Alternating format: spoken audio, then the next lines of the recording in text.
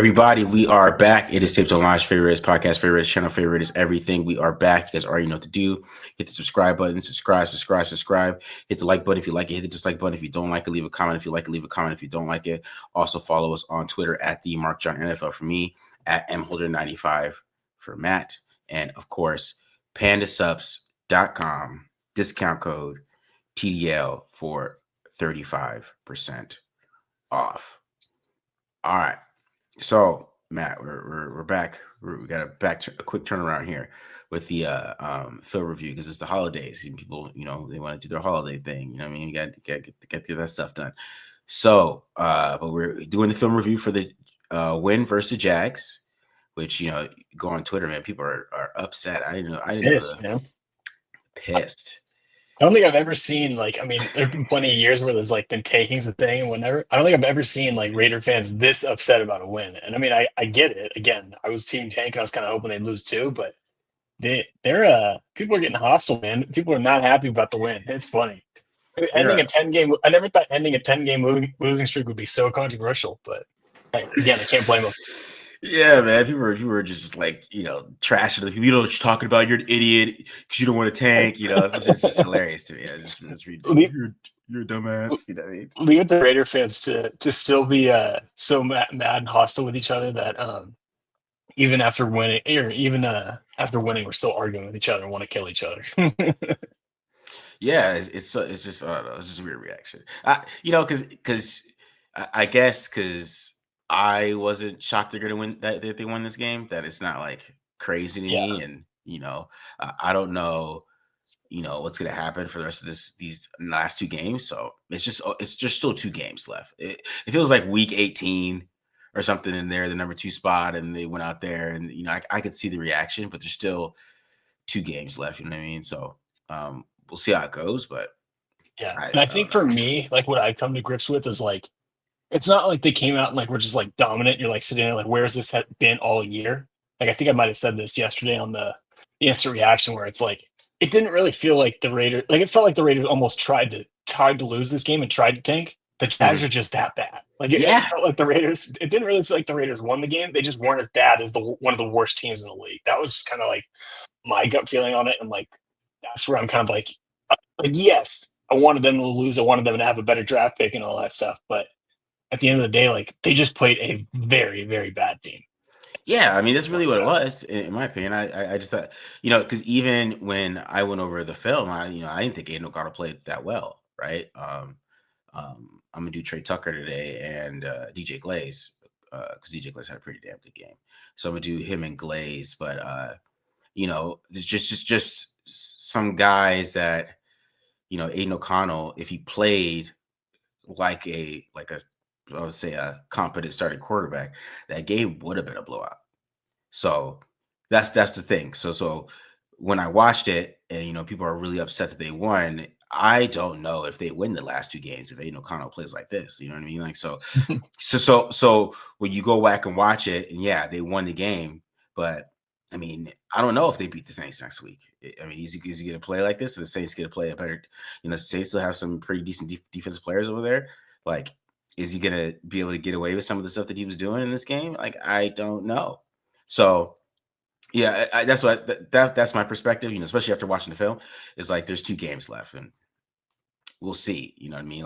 We don't know if the Chargers are going to play because, Jim Harbaugh is a tough guy. He's going to be we don't sit our guys out. We play all, we play all 17 games. You know what I mean? We don't know how that's going to happen.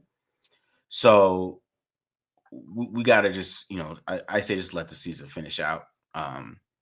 I love that the saving grace is Aiden O'Connell still wasn't that good. Yeah, that's what we're hanging our hat on of moving forward. Of hey, look, they're still bad. All right, they're still bad. They just played an even worse team. Believe it. Yeah, man. They are. They're still bad. Because the Jags team's not good, and it's just funny. But before on the preview, I was just showing guys wide open, and that's basically what this game was. And it's Aiden O'Connell checking the ball down too early because I thought the line didn't play as bad as I thought because I think they played well on the broadcast, but they played a lot better on film. Colt Miller still had a good game. I thought. Andre James didn't really. Yeah, there's some bad plays that he had. Ended up messing up. I'm gonna show one of them, but he wasn't that bad. The JPJ was okay. I mean, Parham, he had some bad plays here and there, like he is. But they didn't play as bad as I thought from like how the broadcast looked, because Alex Madison. Yeah. I'm just tired of Alex Madison. I just wish he would never. So I'm Yeah, tired. that was the one. Looking at like the PFF grades and stuff, like that was the one that stood out to me was Parham. I'm like, that was way higher than I was expecting. So I'm interested to see what the film looks like on him. So I still think he got worked a little bit by Mason Smith. I don't think that we can deny that, and he still ended up giving up 2 sacks, which can't happen. But yeah, I was surprised to see him actually grade out well. I do remember like one block I think he had. It was on like a power where he pancaked someone. So maybe he just had a good game against everyone else but the rookie that hasn't been a factor all year. I don't know. Weird outing for him. Yeah, because I mean, they all got good. I look at it now; they all got pretty good pass blocking grades here, except for James. But yeah, they did. This is what I'm saying. Like so for how the game was and how the offensive line ended up playing, yeah, and the way Aiden O'Connell played, like, yeah, there's not a for sure team they win these next 2 games. Like and a big part of it, which I've been thinking about too, is just the AFC is terrible. Why is there so many 3-12 AFC teams? Like, why is everybody 3-12? Like, just 5 3-12 teams. Like someone was like, I remember hearing it this morning. Like, this is a tough year to be a bad team because again, like, I mean, the Raiders are a good example. They're 3-12 and they're picking 6th. Last year, the Commanders were 4-13 and picked 2nd. Like, this is like it is weird how like this year in the NFL as a whole, like there's just there's like the top of the league and then there's the bottom. There's not as much parity as we've seen in the past where like anybody can beat anybody. It seems like a lot of favorites have been like winning, and like the teams that are dominant like have stayed dominant like from the majority of the year. Weird. Yeah, because the Patriots they're probably 4-13 too, but still that's the point. Like, you know what I mean? Like, having 3 wins and picking 6 is crazy. Yeah, being tied with 4 other teams. I mean, granted, Jags and Titans play next week, so it won't be that for long. But having 4 teams tied with 3 wins is pretty nuts and pretty bad. Yeah, that's what I'm saying. So like everybody's figuring out. But if the Titans beat the Jags, right, they go up to what, 4-12, right? And then if the Raiders lose next week and they're 3-13, then problem solved. Like, I don't. Yeah, if you're hoping for a quarterback, that's at this point that's your best case scenario. Is like you leapfrog the Titans in the draft order, who again may or may not be looking for a quarterback next year in the draft, and then now you just got to worry about the Browns, and again Browns with their contract with Deshaun Watson, and maybe they don't end up going that route, but.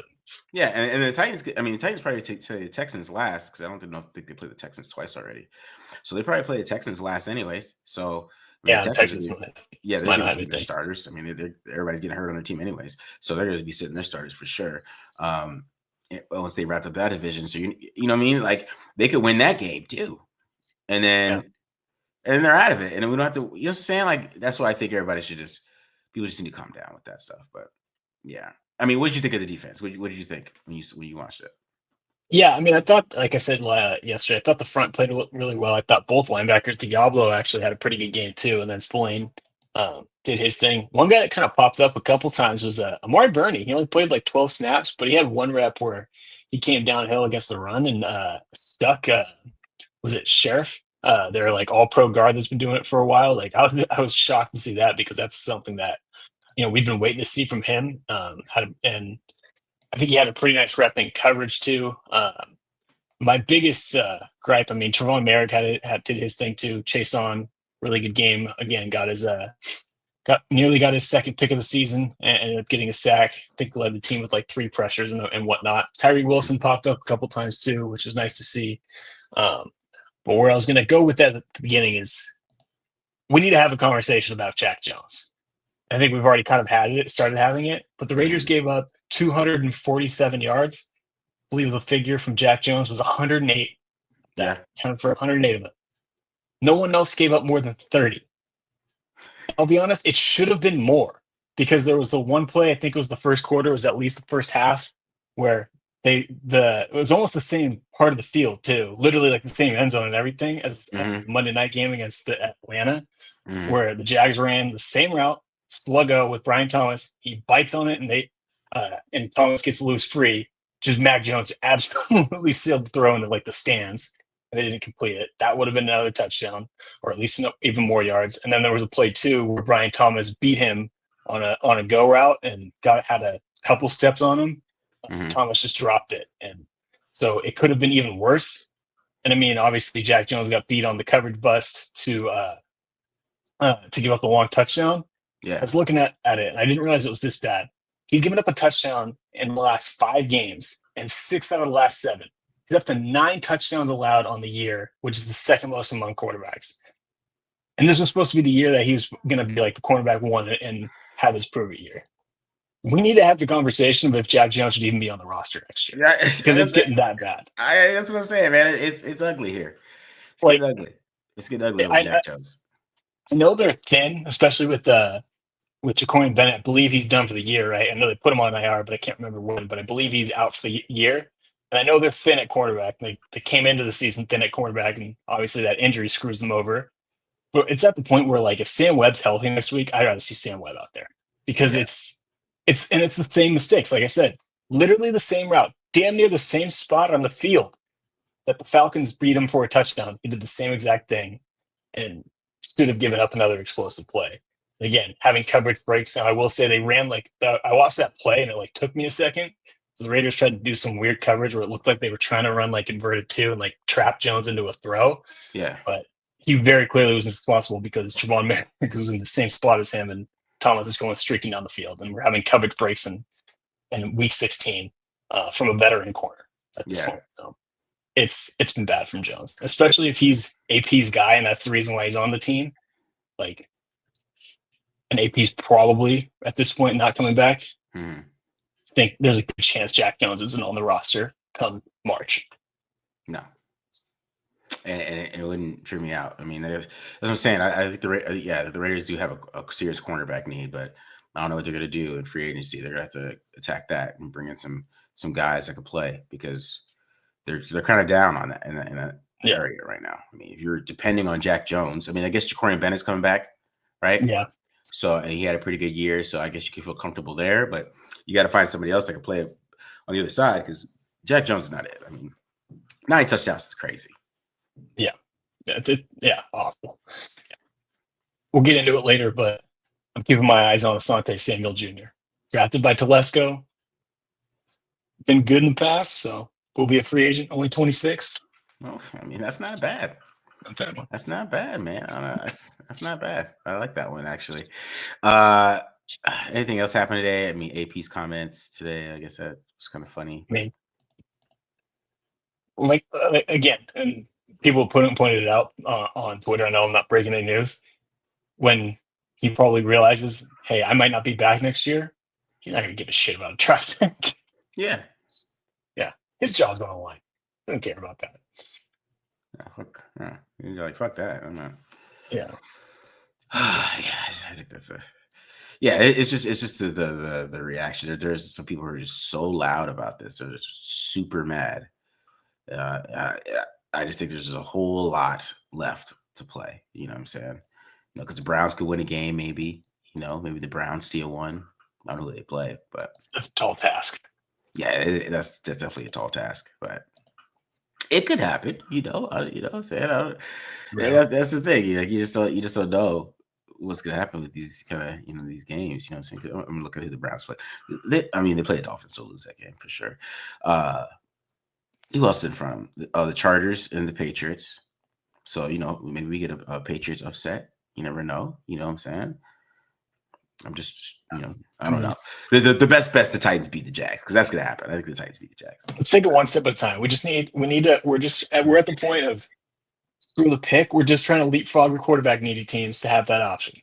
And right now, we just need to get it in front of the Jags or get in front of the Titans. Need the Jags to win. The Jags lose, which again, as we saw this past week, is possible. They might be up there with the Giants. That's the worst team. Why is the Browns and Dolphins Sunday night? They're going to make us watch that. They're not flexing that. They're going to make us watch that for real. Yeah, it's a Sunday night game. That's disgusting. Why are they doing that to us? Come on, NFL. Put the Vikings and Packers there. What are they doing? That's next week. That's week 7. That's week 18. No, Vikings Packers is week 17. I'm looking at it right now. Oh, my bad. I was thinking Vikings Lions. Yeah, I don't know why. Oh, you know what it probably is? I think each network can protect one game a week. So they're like Fox, I'm assuming has that one. Fox is definitely gonna protect that game from being flexed. Wow. I'd rather watch the Falcons and Commanders, to be honest. But anyways. Yeah. All right, let's get to this film, bro. Like, who are you doing today? Yeah, diving into Isaiah Pola-Mao. Again, had a pretty good game. Been hard on him lately. There were a few guys I could have gone with, but I figured since what was it just a couple weeks ago, I was showing him struggle. Only right for me to give him his flowers and show a few good plays that he did. Of course, two forced fumbles we'll take a look at. Had a couple other nice plays against the run, not necessarily that stood out on the box score or on the broadcast tape necessarily, but uh, overall had a pretty good game. I mean, he ended up leading the team in tackles with 11, and again had the two punch outs that were both in big spots to take points off the board and directly led to the win. So good game from him overall. So Okay. All right. Let's see some Pola-Mao. Yeah, I'm doing DJ Glaze, who had a really good game. I thought he played really well, and Trey Tucker, because I'm team free Trey Tucker. I don't know if they can't throw him the ball, just trade the guy. I feel like at this point. So yeah, I'm tired of him running wide open down the field. I'm just tired of watching it. So um, it's just frustrating because I wasn't gonna do him, but it just irks me. And I think some people are like low on him. They act like he's not good, and I feel like he's actually a lot better. And I think he could be a legitimate number two. Like if they decide to move on for Jacoby Myers, I think Trey Tucker could be a legitimate number two guy. And like even outside, and it's just weird to watch him just like get open and just I don't know.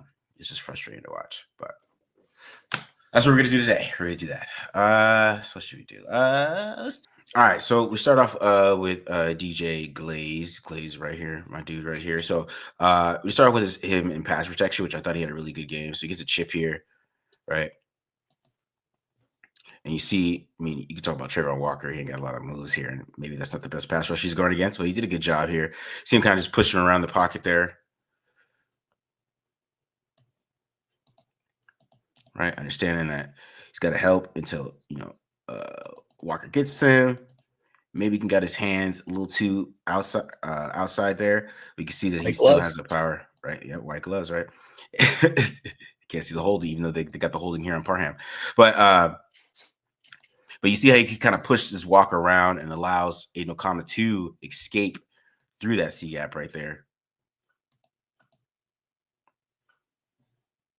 Just a good rep right here.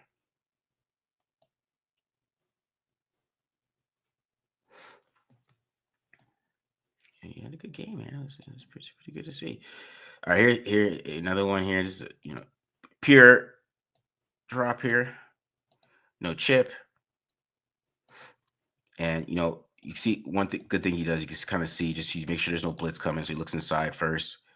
Right, he still gets his spot.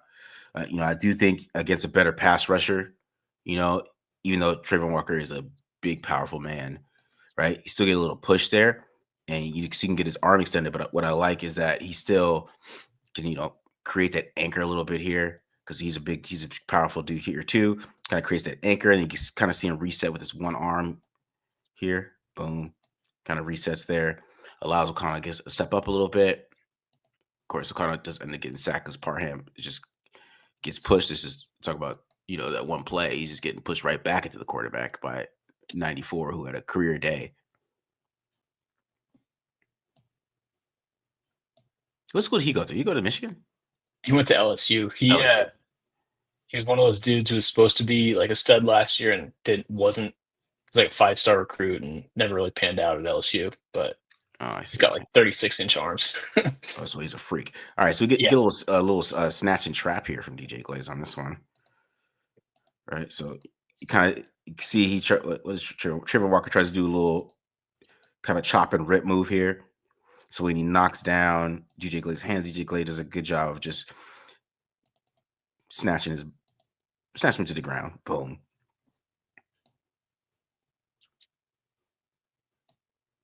Boom, snatch him to the ground. So I really like this rep too right here. Another good rep from Glaze. A little snatch and trap. And this one here. So this, like I said, I really like this one because you can kind of see how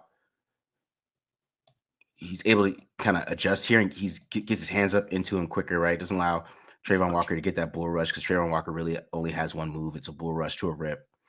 And, he does a good job of kind of keeping his balance here. I still think he kind of bends too much a little bit sometimes. And that's why I say he can get in trouble with a better pass rusher. No, tell me what you think, Matt. Too high. Like, look at his butt. Look where his knees are at. Like, he's way too high. It is a nice recovery to eventually sink. Mm-hmm. Yeah, I just want to say Jacoby Myers was wide open on this play. This is what I'm talking about. They had a good quarterback. They roll out. He's going to throw it right here to Jacoby Myers, who's just like, there's nobody around him. Got both hands in the air. He's like, all right. So this is a nice rep because this is a stunt. So I like how he was pretty much ready for these type of stunts all game. So, push him inside. Here comes Eric Armstead. He's right there. Pick up that stunt. Allow Aiden to kind of get this ball off. Even though he misses, throws out of bounds, but it's a good clean pocket here. So let's talk about how the offensive line played pretty well. I mean, this is third down, so this is a good pocket on third down. This is kind of what you want from your quarterback on third down here.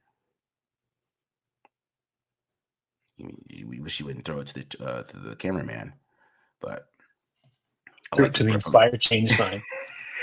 Yeah, he's trying to uplift us today. Yeah, so on awareness. I'll tell you, like, that's what I'm saying. Like, if he plays like this, man, they're not winning next week. I'll tell you that. All right, so here it gets Eric Armstead. So now we get a little pancake here. Now they call this holding on Colt Miller later on. So this is a funny rep, but he's doing like this fake, he's trying to like act like he's like ripping at somebody's hands, and he allows the guys to get inside on him. Now, this one it ends up working because of where Eric Armstead is pushing to, and he's just this big, strong dude, and he just takes him to the ground. But I still think against a better pass rusher, like I'm saying, there's a reason why he's losing against some better pass rushers that he's got to get better at. But that's a great rep, though, still. Yeah, the one thing I've noticed, like, and it was different between the one you showed earlier, like, he's still exposing his chest. Like, you see Armstead gets his hands inside on him and into his body. Yeah, exactly. I mean, but he just was stronger than Eric Armstead there. Yeah. So here's another rep here. I mean, what I do notice, I mean, he's getting into his spot a lot quicker. That's one thing I noticed too. Like he's not. Sometimes he'd have trouble getting to a spot. Like I said, Trayvon Walker has like 3 moves. If you don't like, people don't like Tyree Wilson, man. Could you imagine the Raiders took Trayvon Walker at what? Raiders fans would be killing him every day. But I thought this, even though he like I said, once again, Matt, he does kind of let him in his chest again a little bit, but he's just so strong. Yeah, he's able to recover there. I mean, he's just basically just out, showing his strength this game, in my opinion. There's another rep, like right there, right into his chest again. But he able to anchor. He able to get a bull rush there. Right? I mean, he just lets him right into his chest. You see this, he is able to anchor there. Yeah. Yeah, you're right. I mean, his bad was a little high there. But that's the thing, like, he is strong as hell, but I think you're right. Like, against better pass rushers, that's going to be a bigger problem. Exactly. But the foundation is at least there. A good anchor there, man. I mean, just for a third round pick, I mean, it's exciting. For sure. You feel like, because when you watch this, right, and you watch this, like, you feel like, okay, he can go and maybe we could, sign a backup or something that maybe if he doesn't work out in the second year 2, that is fine. And now here's the play that knocked the Raiders out of the number 2 spot here. Like I said, he, Oh he yeah. lets him he lets him in his chest again, but like I said, he's getting quicker with his feet out to his spot, right? So he's in a good spot, but he gets into his chest, right? And he kind of pushes, but he's just not strong enough to move DJ Glaze. So Glaze doesn't move. And Connell rolls out, makes a play. I feel like, to get on a side note here, I feel like that was the frustrating thing with Aiden O'Connell is like the stuff he's been bad at in the past, like he was good at, and the I stuff he's know. been good at in the past, he was bad at. I didn't even show his run where he like purposely cut back. I thought that was hilarious. I'm like, bro, you slide. All right, and in the run game too, I think has some really good reps in the run game too. Now his hands are outside, right? His hands are outside, but I thought he had a good get off on this one. It's in pretty low pad level, right? His hands are outside, right? It doesn't allow him in his chest. Like I said, he's so strong and he's able to get his hands back inside. And what he does is he holds his block so long that Amir Abdullah can really stop here, run into Parham, and still run into the end zone. So I thought this is a good rep in the run game too. Touchdown. Amir Abdullah, he looks pretty good for 32, man. I mean, it's not bad. I feel like he earned I don't know if it'll be with the Raiders, but I feel like the last 2 weeks he's earned another contract. Yeah. So here's him getting into space here. So this, kind of gets with Devin Lloyd. It's a good block right there. Kind of, if Madison just was more patient. I think there's more on Brock Bowers though, but Yeah. see him here get up to the second level. Bam, bam. Here's another rep. Oh no, I forgot. I just shoot this one because this is just crazy. I just don't know what's happening on this one. I just Do we even need to say it? I was gonna pause it here for a second.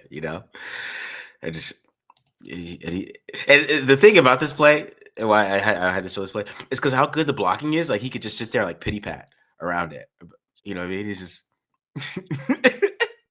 it's such a good blocked up play that he's like pitter patting. Just were you cut back, bro? Like it's and like Devin Lloyd's like running away from you, Jake Glaze, right?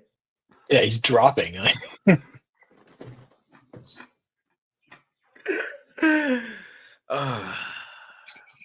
Yeah, that's why I showed that play.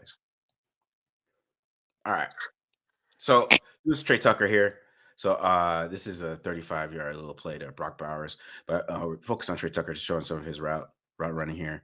So I like one thing you always see improvement from him is just he's getting better out of his breaks. It's not as many steps here. So you see him just sell that go, then he's out of it. He's turned around.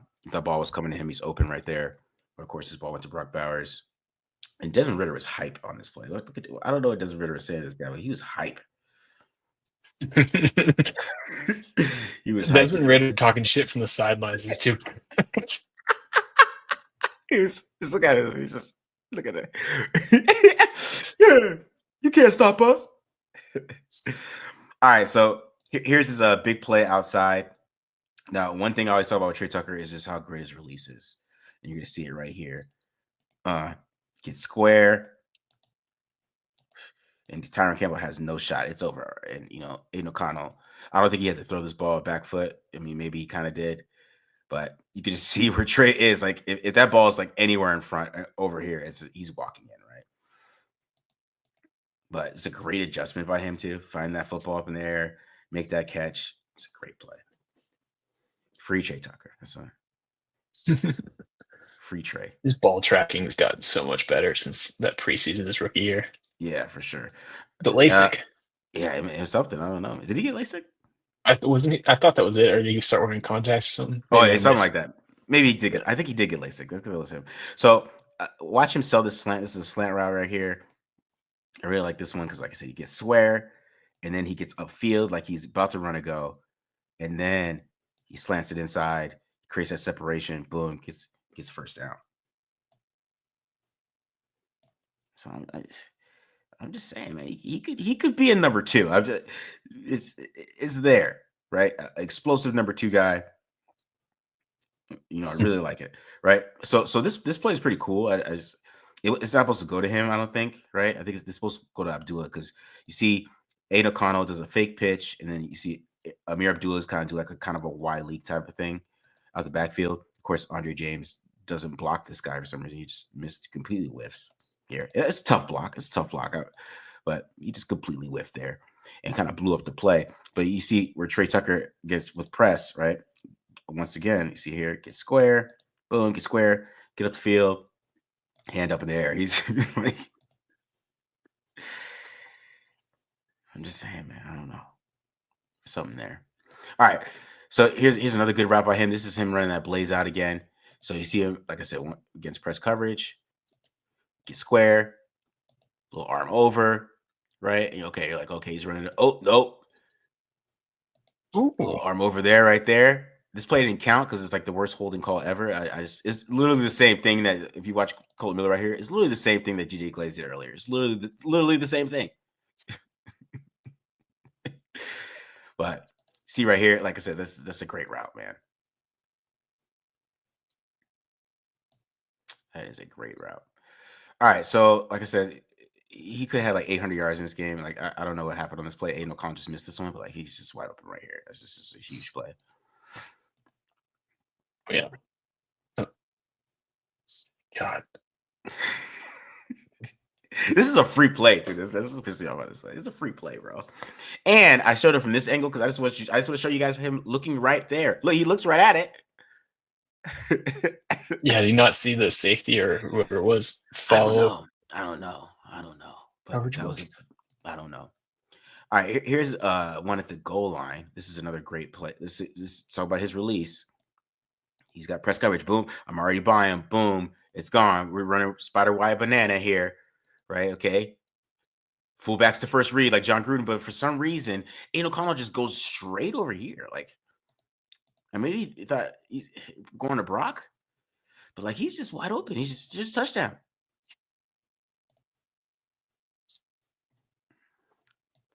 But that's what I'm saying. Like, man, it's just it's free Trey Tucker with me, man. I'm gonna be screaming that for the longest. You can just see it from this side. You can see the separation. Like, I don't know why he just like. I guess he's going to Mayor here, but like I just don't understand. Like, you should stay on this side for a little bit longer. That's all. All right, here we go. Here's another one here too. Oh, actually, I already showed this play. Sorry about that, guys. All right. So this is another one here. So Trey Tucker against press, get square, arm over, I'm gone. But he just doesn't throw it.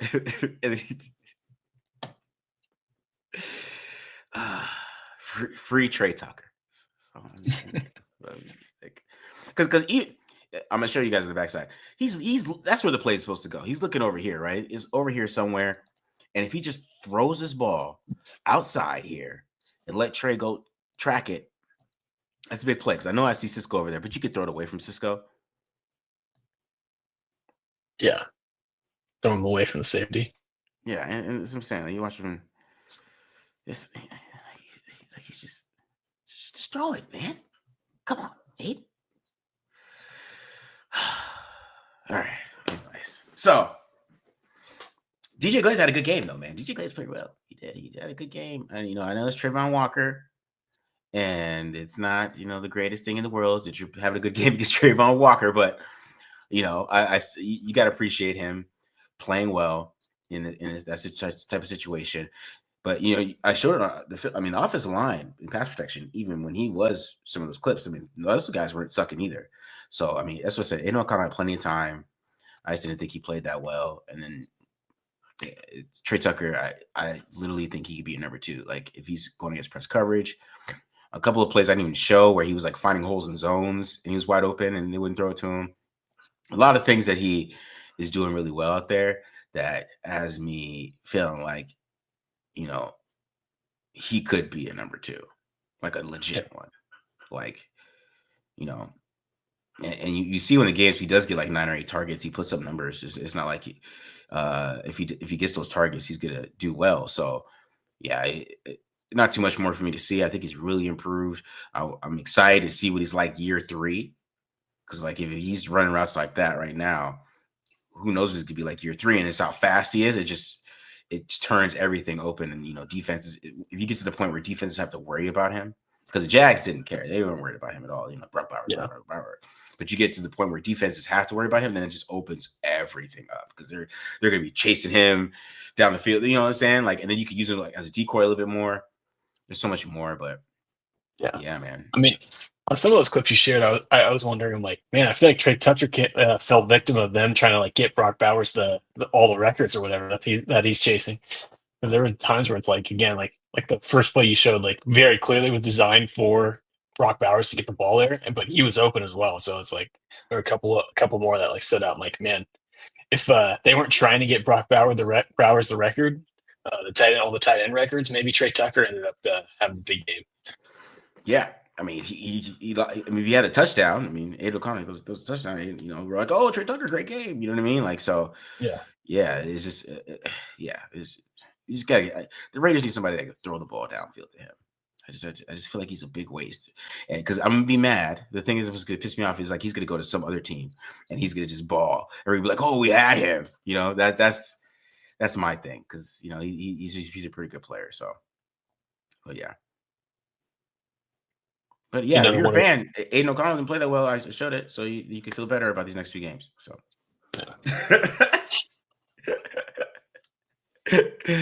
all right, man. Let's do some Pola-Mao here. Let's get it. Sounds good. All right. So bear with me, everyone. I'm going to be debuting a little bit of a new tool here. So I want to start off with this first play. If you remember from a couple of weeks ago, shared something similar with Trevon Merrick playing as a deep safety. We see a pretty good. Is blocked up pretty good here from the Jags up front. You see, like, got a pretty wide rushing lane right there from I think that's Tank Bigsby again. And what we're looking for from Pola-Mao here is basically just to come from distance and fill the gap and prevent the touchdown at this point. Like, if we look at this from the Jags perspective, I mean, Bigsby goes 10 yards without getting touched. And if Pola-Mao's not there to make that play, it's just one-on-one with Jack Jones, who, again, it's not the greatest tackle in the world. So who knows? This might end up being a touchdown saver. Like, we'll see an even better look at the hole that gets created up here, because the Raiders, this is one of the few times they did get beat up front. You can see it. A wide rushing lane right here, and Pola-Mao just comes up and fills it, makes a decent tackle. That's probably going to be the worst play we watch on this bunch. Now, this one got me fired up right now, because this is perfect box safety play where, again, I think this game, one of the big differences that they did is, as you can see, we got Pola-Mao here down in the box. So Merrick playing deep. Also, Harper was getting more playing time late. But that was one of the big things they changed up a little bit this week is they gave IPM a few more reps at strong safety here. I mean, from the Jags' perspective, like right now we got a big guy as a puller coming to kick out a 205-pound safety. So they get the matchup they want. Problem is Isaiah Pola-Mao just drops his pads down and it makes a great play. Like, we'll see it here from the end zone view. This is like perfect technique as the force player.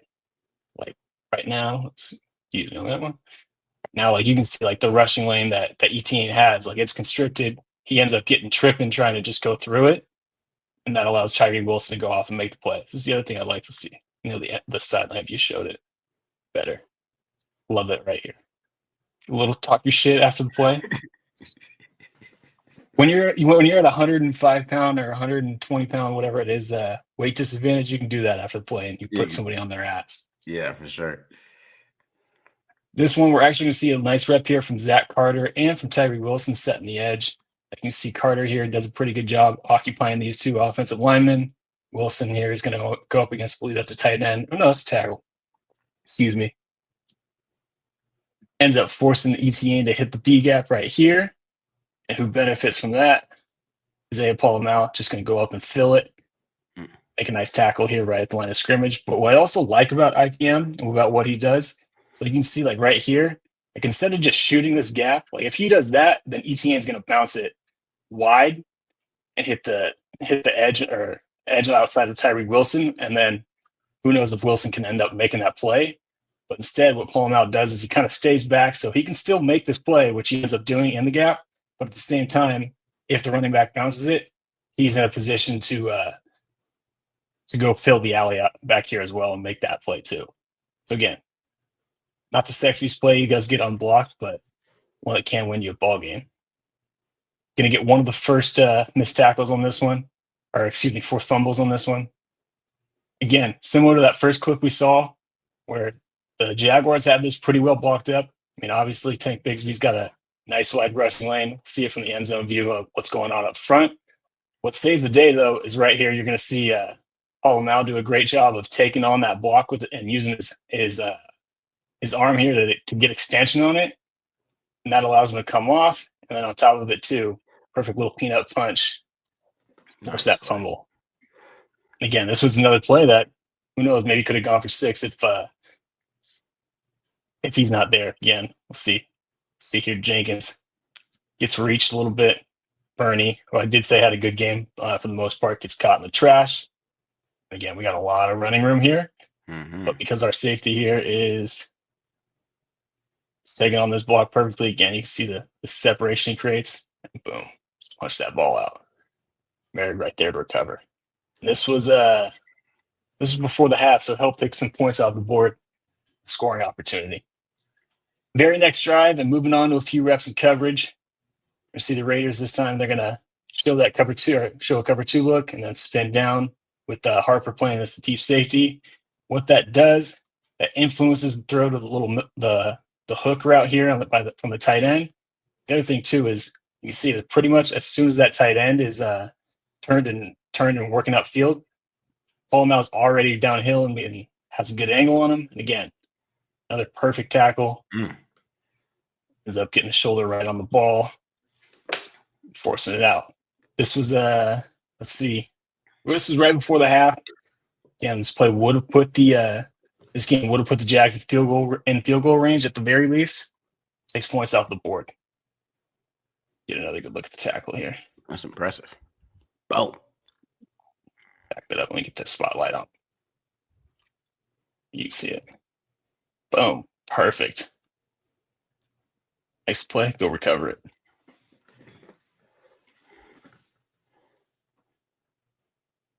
Let's see. This clip. Let's see.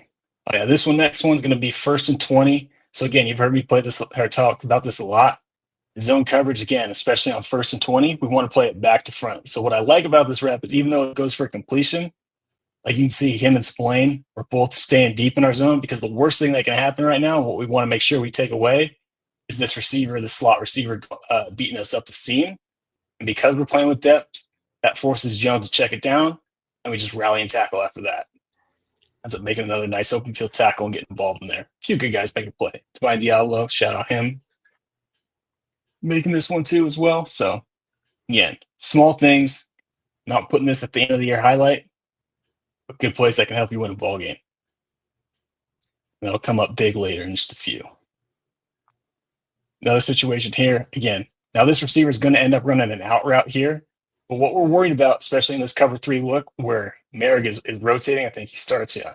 You see Merrick rotate to the middle of the field. With that late safety rotation, what you are susceptible to is a seam route. So again, we want Pola-Mao back here and protecting us against that, because what's going to happen is that's going to force Mac Jones to check this down. Now it is 3rd down, and they do give up the first down, but this is the 2-minute drive where, hey, we'll give that up as long as we can make a nice secure tackle here and keep this guy in bounds and limit any yards after the catch. And you can see almost gets there right as the ball comes just a half second late. Still ends up making a good open field tackle to keep the clock running. Last play here, we're going to see a similar rep.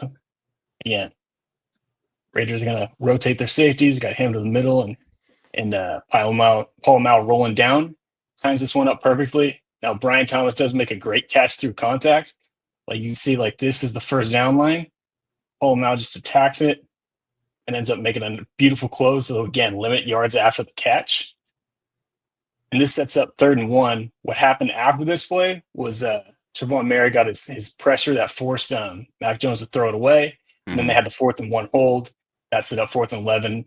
And Mac Jones just threw the check down for the Raiders to win. So again, nothing that was like, not a play that's like huge or anything like that. Not like the 2 forced fumbles, but again, not only is he making those big plays, and not only did he make those big plays on Sunday, he also made the plays and did the little things to help you win ball games that ended up making big differences and having those chain effects. So from Isaiah, like this was a good game for him to stack one up because again, he had hit a rough patch, but we're looking at building momentum for next year, and he did that on Sunday for sure. Yeah, man. Yeah, I mean, forcing those 2 fumbles is huge. I mean, the second Yeah. one was pretty dope. I mean, that's some safety play right there, making plays, being a playmaker out there. Tyree had some pretty good defensive plays. Yeah. I was on the clip. He didn't look too bad. Yeah. So I mean, that's all we can do these last 2 games. You look at these young guys. This was my plan. I mean, there's really nothing else to look at. So at this point, so just at this point, I'm like, can we throw Dylan Lobby out there? Like, I mean, what is he like partying in Las Vegas or something? He's been hitting the EDM clubs. I don't know, what's his deal? Because Oh man, he's got to work on those dance moves somewhere. I mean, you ain't got no running backs left, and we're still not giving him the ball. I don't know. I just thought of that for some reason. But yeah, seeing Pola-Mao out there playing well, I think that's a good thing. Something the Raiders can focus on because maybe if he can keep playing well at the end of the year, then I'm seeing they got a guy that of course they want to add depth everywhere, but they still have a depth guy there if they want to bring a full-on safety starter that maybe they feel is an upgrade over him. That's fine, but you still have him there for depth, and he can still be a good depth player at least because. I mean, with all the injuries the Raiders are having, that's what they're missing right now is just depth. Yeah, for sure. I mean, yeah, I think you nailed it. At the very least, he can be a good depth piece for you. I think you still go after a safety, especially if a guy like Trevon Merrick doesn't come back in free agency. But as far as what we've seen from Isaiah, there's enough good tape out there where the fact that he put this game together like makes me feel more confident in them being able to bring him back and that being the right decision. Yeah, I agree. Yeah, because that's what's important. I mean, because if he's there as a depth piece, he's he ends up being a solid to average player. It's better than bringing in some rookie or something like that they draft that Tom Telesco likes to do. So if they just keep some of these younger guys here that in there for depth, I mean that works out. But if he can show that he could be that guy, that's good to see. But you're right, especially even if Morik leaves, I still think since Marcus Epps would probably be playing more. Right, if he was healthy, I feel like they probably still go get a safety. I don't know who it's going to be, but we'll see. I don't know how it's going to work, but I haven't done my free agency deep dive yet, but yeah, we got a couple more weeks till we get into that. Yeah, 2 more weeks, man. You got 2 more weeks, man. Watching this team, it's almost over. It's almost over. Light at the end of the tunnel, man. I see it. I'm like, you know what? It's almost done. Because just what I'm saying, like people talk about like, oh, Raiders, and Raiders watch them lose. Like, I mean, imagine doing film breakdowns on this team for 10 straight weeks of them losing. Just imagine that. Put yourself in our shoes. Exactly, coming back and looking deep dive into why they suck. You're just depressed watching it. You know what I mean? Like it's depressing sometimes. You know what I mean? Like. Yeah. You know what I'm saying? So imagine. Oh no, I know. There have been weeks where it's been hard to find the good. You know what I mean? Like you just watch the game and you just go back to work. You maybe talk about it. You maybe be on Twitter, complaining because they won and stuff like that. That's fine. I have to come back and watch this slop. So, Yeah. Yeah. All right. So, anyways, but hey, we're out of here, guys. Hope you guys enjoyed this episode. Hit the subscribe button. Subscribe. Of course, we'll be back. I think Friday Night Live will be back this week because Notre Dame's not playing on Friday. Glenn had to watch Notre Dame. He just had to do it. That's fine. I understand. So Notre Dame, there's no Friday games, but we'll be back with Friday Night Live. And of course, we'll do a preview and all that good stuff. And then we'll react to. We'll have a fun reaction show because especially if the Raiders win, it's going to be fun. So. Sure. All right, man. All right. We're out of here. Peace, man.